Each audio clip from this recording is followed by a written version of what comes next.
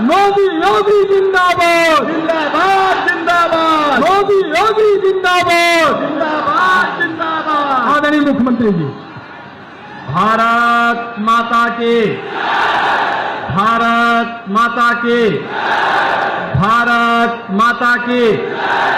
वंदे वंदे वंदे।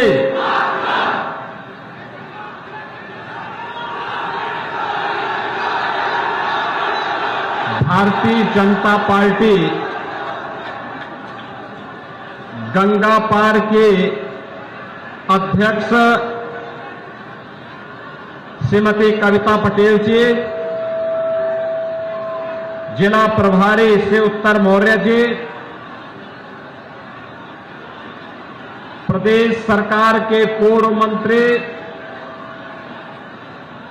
माननीय विधायक श्री सिद्धार्थनाथ सिंह जी,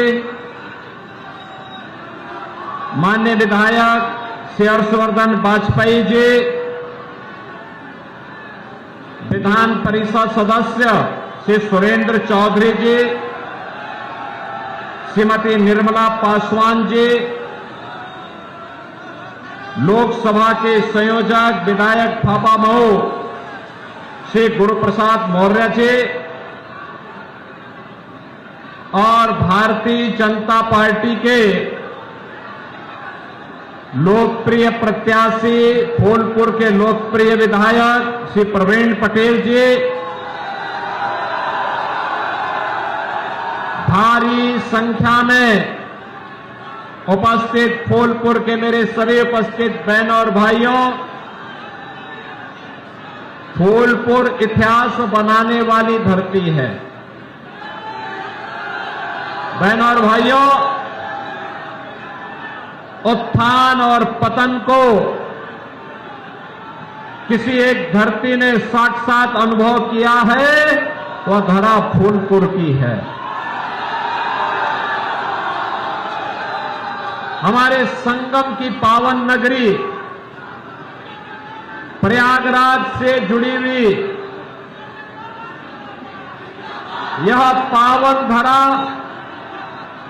गंगा, यमुना और सरस्वती का पावन संगम, महर्षि भारद्वाज का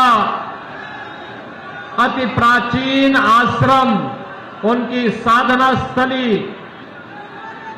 लेटे हुए हनुमान जी भी है। और बहनों और भाइयों, अनेक राजनेताओं को, साहित्यकारों को देने वाली धरा को कोटि कोटि नमन करते हुए मैं आप सबका हृदय से अभिनंदन करता हूं, स्वागत करता हूं। बहनों और भाइयों, प्रयागराज में जब मैं आया हूं, फूलपुर की जनता जनार्दन का संवाद बनाने के लिए और आपका दर्शन करने के लिए और आपसे अपील करने के लिए, अब मैं कह सकता हूं कि प्रयागराज भी सुरक्षित है, पूरी तरह सुरक्षित है। और आप जो कर रहे हैं बिल्कुल सही दिशा में आगे बढ़ रहे हैं। मैंने सुना है,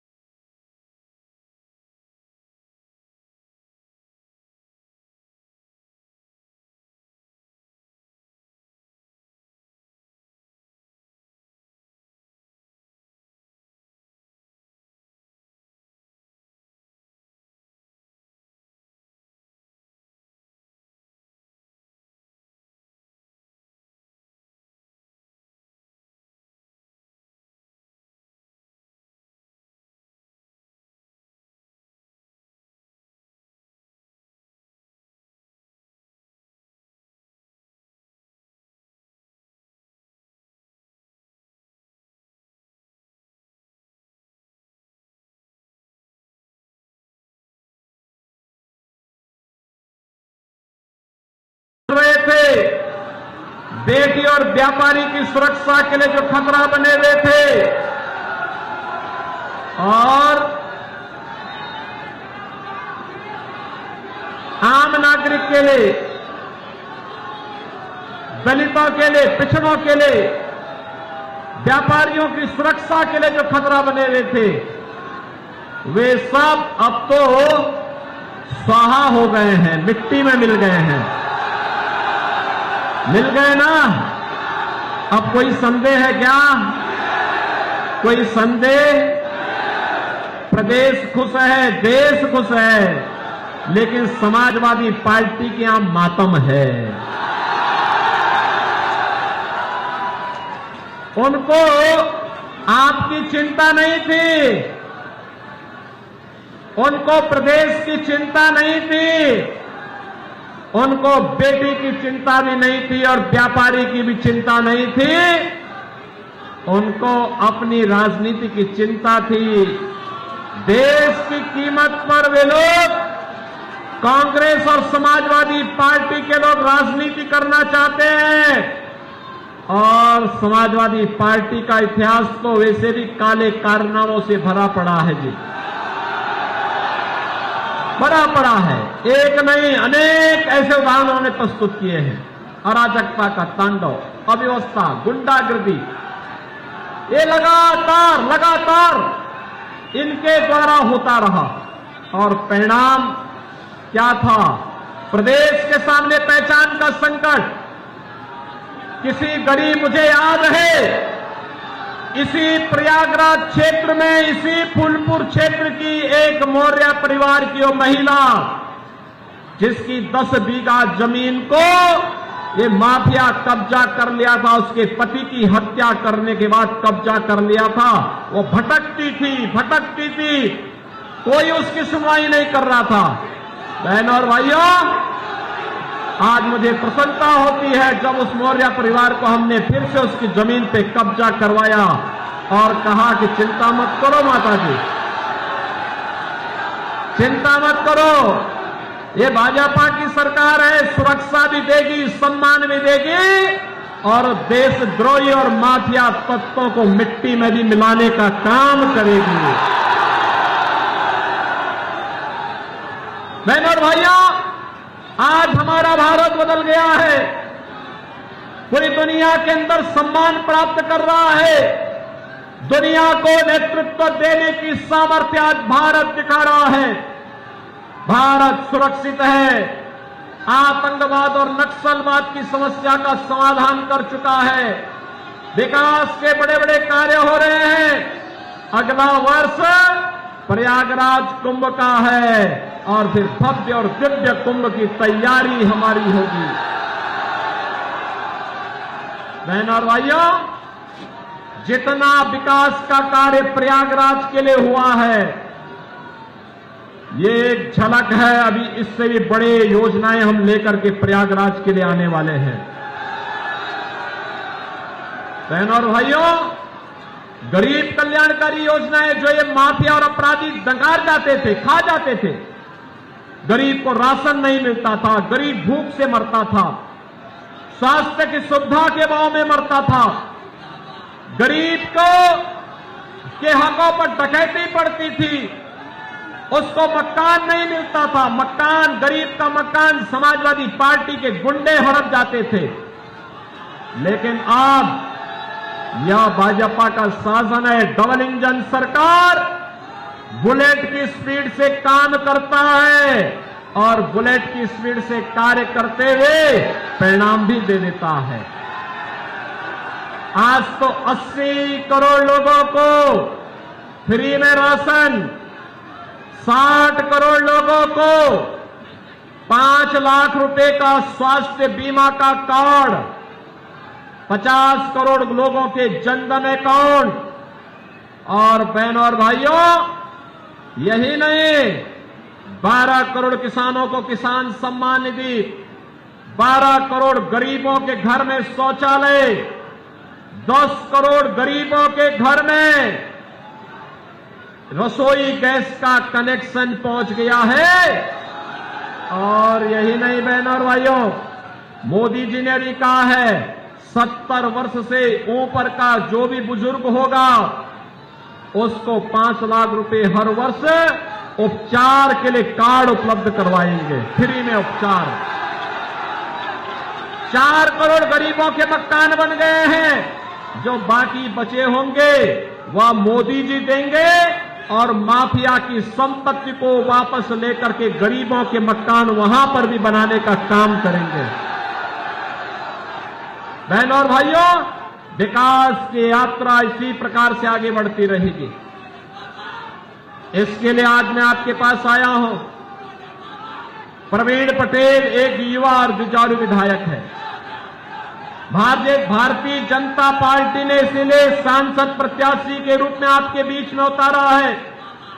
मैं आपसे यही अपील करने के लिए आया हूं, एक कांग्रेस और सपा का जब भी गठबंधन होता है, ये 2 लड़कों की जोड़ी जब भी मिलती है तो बहनों और भाइयों कोई ना कोई अनर्थ करने के लिए होती है। याद करिए जब ये प्रदेश में सरकार में फिर एक केंद्र में सरकार में थी, तब अयोध्या में राम जन्मभूमि पर आतंकी हमला हुआ था, काशी में संकट मोचन मंदिर पर आतंकी हमला हुआ था, लखनऊ, वाराणसी और अयोध्या की कचहरियों पर हमला हुआ था। और अखिलेश यादव तो एक और राम भक्तों पर गोली चलाने का समर्थन करते हैं और दूसरी तरफ आतंकवादियों पर दायर मुकदमों को भी वापस लेते हैं। आप मुझे बताओ, आप में से कितने लोग हैं जो राम मंदिर का दर्शन करने के लिए गए थे? वाह भाई, पूरा सौराव और पूरा फूलपुर क्षेत्र तो दर्शन करके आ गया है। जो लोग बचे होंगे मैं उन सब के लिए कहूंगा, प्रवीण पटेल से भी कहूंगा, गुरु प्रसाद मौर्य जी से कहूंगा, सिद्धार्थनाथ जी से कहूंगा, इन लोगों को भी चुनाव के बाद एक बार अयोध्या धाम दर्शन करा के लेके आ जाओ। बहनों और भाइयों, आप सोचो पहले हम नारा लगाते थे कि रामलला हम आएंगे, मंदिर वहीं बनाएंगे। एक समाजवादी पार्टी के लोग हंसते थे, कहते थे कि अयोध्या में परिंदा भी पर नहीं मार सकता। बोलते थे ना। और अब तो राम मंदिर ऐसा बन गया है, अब अयोध्या जाएंगे आपको नई अयोध्या नजर आएगी। ऐसा लगेगा जैसे भगवान राम के समय की अयोध्या उतर आई है। चुनाव में 2 धाराएं स्पष्ट हो चुकी हैं। एक धारा है जो राम भक्तों की है, राष्ट्र भक्तों की है, विकास की है, गरीब कल्याण की है, विरासत और विकास के बेहतर समन्वय की है। और दूसरी धारा है जो रामद्रोहियों की है, भारत विरोधियों की है, गरीब के विरोध में काम करते हैं, आतंकवाद को पनपाते हैं, अपने राजनीतिक स्वार्थों के लिए देश के साथ गद्दारी करते हैं। ऐसे लोग भी चुनावी समर में आए हैं। मेरी आप सबसे अपील होगी, प्रवीण पटेल एक युवा और जुझारू प्रत्याशी है, लगातार काम किए हैं। भारतीय जनता पार्टी नेतृत्व ने विश्वास व्यक्त किया है और आज प्रत्याशी बनकर के फूलपुर लोकसभा की इस ऐतिहासिक भूमि पर आपके बीच में है।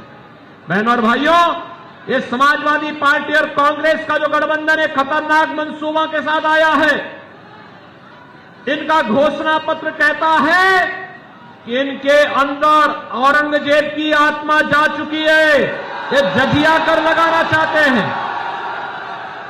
मैंने मुसलमान कई परिवार देखे हैं, मुसलमान भी अपने पुत्र का नाम औरंगजेब नहीं रखता, क्योंकि औरंगजेब ने सबसे पहला काम किया था, अपने भाई की हत्या की थी। फिर उसने अपने बाप को ही जेल में बंद कर दिया था और फिर हिंदुओं पर उसने जजिया कर लगाया था। और आज विरासत टैक्स की घोषणा करके कांग्रेस ने साबित कर दिया है कि समाजवादी पार्टी और कांग्रेस औरंगजेब की आत्मा को पुनर्जीवित करके हिंदुओं को तबाह करना चाहते हैं। लेकिन बहनों और भाइयों, भाजपा इन लोगों की इस कारस्तानी को पूरा नहीं होने देगी और इसके लिए पूरे देश के अंदर एक ही नारा गूंज रहा है, वह है कि फिर एक बार, फिर एक बार, फिर एक बार, अब की बार, अब की बार। जब 400 पार की बात करते हैं तो समाजवादी पार्टी के लोगों को तो चक्कर आने लगता है, कहते 400। अब मुझे बताओ, क्या समाजवादी पार्टी सरकार बनाएगी क्या? अरे कुल 62-63 सीट पर भी चुनाव नहीं लड़ रहे हैं, और चुनाव जीतने के लिए चाहिए, सरकार बनाने के लिए चाहिए 273 सीट। तो क्या ये सरकार बना पाएंगे क्या? ये केवल ढोल बजाते रहेंगे पीछे, कुछ नहीं कर पाएंगे। तो सरकार तो ये वैसे भी नहीं बनाने वाले हैं। और दूसरा, जब 400 पार की बात होती है तो ये बोलते हैं कैसे? तो जनता की ओर से आवाज आती है, जो राम को लाए हैं, जो राम को लाए हैं, हम उनको लाएंगे और माफिया को मिट्टी में भी। सहमत है? पूरा प्रयागराज सहमत है, पूरा फूलपुर सहमत है। सब लोग पीछे तक आवाज उठा करके हाथ ला के वजह आश्वस्त करो। सड़क की तरफ, सड़क से भी, ऊपर से भी, जहां कहीं आवाज जा रही है, सभी लोग सहमत हैं। प्रवीण पटेल इधर आओ भैया। ये प्रवीण पटेल आपके बीच में है प्रत्याशी बन करके। 5 दिन का समय है, इन 5 दिनों में 2 कार्य करने होंगे आपको, करेंगे। पहला कार्य, घर घर जाना है। हर व्यक्ति जो इस चुनावी सभा में आया है वह मोदी जी का संदेशा सुने। हर व्यक्ति 5-5 घर में जाकर के भाजपा के लिए कमल खिलाने का काम करेगा, करेंगे। तो 5 दिन में 25 घर करेंगे। 5 दिन में 25 घर कवर करके कमल खिलाने के लिए, प्रवीण पटेल को जिताने के लिए कमल खिलाने का काम करेंगे, करेंगे ना? और छठे दिन चुनाव है, छठे दिन चुनाव है और छठे फेज का चुनाव है, ठीक है ना? उस दिन उन सभी 25 परिवारों को मतदान केंद्र तक ले जाने की व्यवस्था भी करनी, करेंगे। बहनों और भाइयों, आपका एक वोट भारत की तस्वीर और तकदीर को बनाएगा, जैसे मोदी जी ने 10 वर्ष में बनाया है। सहमत है ना? सहमत है? तो फिर मेरे साथ बोलेंगे, भारत माता की, भारत माता की, भारत माता की जय श्री राम, जय श्री राम, जय जय श्री राम।